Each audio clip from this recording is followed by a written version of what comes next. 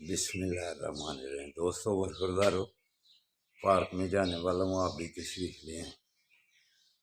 کتنے بہترین موسم ہے، اللہ کی نعمتوں کا، اللہ کے موسموں کا شکر ادا کیا کرو، ہر موسم کو انجوائے کیا کرو، پھر اللہ کی مہربانی سے آپ کی طبیعتیں سیٹ رہیں گی، وگرنہ ہر وقت دوسری باتیں سوچتے رہو گے۔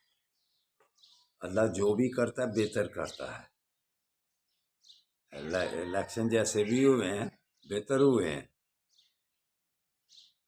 سب کی سوچیں، سب کے ذہن سامنے آ گئے ہیں، کیا ہے ان کے ذہن میں، تو عوام کے جو ذہن میں ہے اس نے اپنا رزلٹ دے دیا ہے۔ اب یہ اللہ کے سامنے کھڑے ہو گئے ہوئے ہیں، تو یہ اللہ کے ساتھ بے ایمانی کر کر کے، ضد کر کر کے کتنی دیر کھڑے رہیں گے؟ تو آؤ دوستو، آپ نے اگر ان کے ساتھ حکمت عملی اور خاموشی سے ان کا آمنا سامنا کرنا ہے تو پھر آؤ پارکوں کو بات کرو، مسجدوں کو بات کرو، پھر اللہ کی مہربانی سے ان کے بڑے پہلے بھی جو نا اللہ مشرف کو جنت میں جگہ دے۔ جب عوام ان کے خلاف بولتے تھے تو وہ خاموش ہو جاتے تھے، تو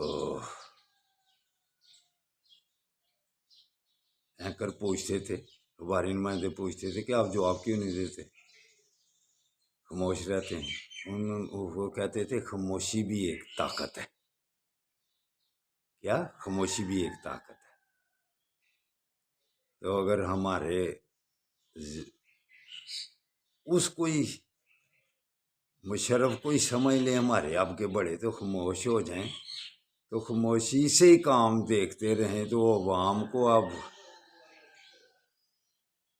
آمنا سامنا عوام کا کر کے دیکھ لیا ہے، اب عوام کو سکون اور چین سے جینے دیں گے تو پھر ان کے بھی دن اچھے گزریں گے، وگرنہ جیسے ان کے اپنے ساتھیوں کے دن گزر رہے ہیں وہ ان کے سامنے ہے۔ پاکستان سے باہر زندگی گزار رہے ہیں سارے، مشرف صاحب نے بھی آخری لمحات سارے باہر گزارے تھے نا، تو اب اگر پاکستان میں عوام کے اندر رہنا ہے، عوام کے دلوں میں رہنا ہے، تو پھر اب چپ ہو جاؤ، آئین کا کھلواڑ کرنا بند کر دو، پھر چین اور سکون سے زندگی بقایا گزارو گی، ورنہ 3 مرحلے ہیں، ایک ابھی کا دنیا کا، اس کے بعد قبر کا برزخ، پھر محشر، اس کے بعد دوزخ جنت میں۔ تو اگر یہ تینوں مراحل آسانی سے گزارنے ہیں تو پھر ایمانداری والی زندگی پہ آؤ۔ تو چلو دوستو آؤ، ہم تو اپنی صحت کا خیال رکھیں۔ اللہ حافظ، اللہ حافظ، اللہ حافظ۔